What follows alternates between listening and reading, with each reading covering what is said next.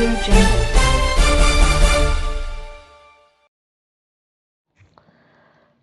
வணக்கம். Hitech news TV செய்திகள்.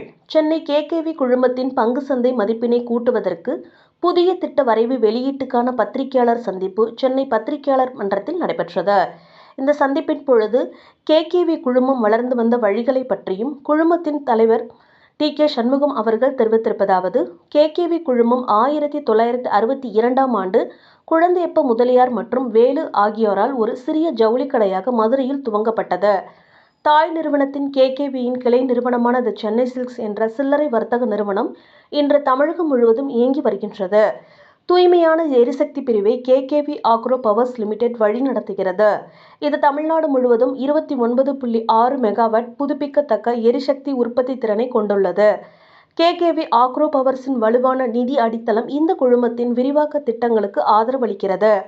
கடன் இல்லாத நிலையில் 2024 முதல் 2025 நிதியாண்டில் ரூபாய் 1.69 கோடி நிகர லாபம் மற்றும் ஒரு பங்குக்கு ரூபாய் 29.28 வருவாய் என கடந்த 3 ஆண்டுகளில் பங்கின் மதிப்பு ரூபாய் 500க்கும் மேலாக மிக உயர்ந்த வளர்ச்சி பெற்றுள்ளது. தனது தூய்மையான எரிசக்தி குழுவின் மூலமாக மின்சார இருசக்கர வாகன உற்பத்தியாளர்களுடன் கூட்டாண்மையில் ஈடுபடுகிறது. இது தொடர்பாக டி.கே. சந்திரன் அவர்கள் கூறுகையில், இந்த மூலோபாய முயற்சிகள் கேகேவி குழுமத்தின் வளர்ச்சியை நிலைநிறுத்துவதோடு மேலாதிக்க வளர்ச்சியை உருவாக்கும் வாய்ப்புகளை பயன்படுத்திக் கொள்ள உதவுகின்றன. ஆகவே நிறுவன லாபத்தில் டிவிடெண்ட் என்னும் ஈவுத்தொகையை முறையாக வழங்கி பங்குதாரர்களின் நம்பிக்கை மதிப்பை கூட்டுகிறது. மின்சார வாகனம் கூட்டுறவுகளுக்கு கூடுதலாக கேகேவி குழுமம் சந்தைப்படுத்துதல் சேவைகளுக்குள் நுழைய திட்டமிடப்பட்டுள்ளது.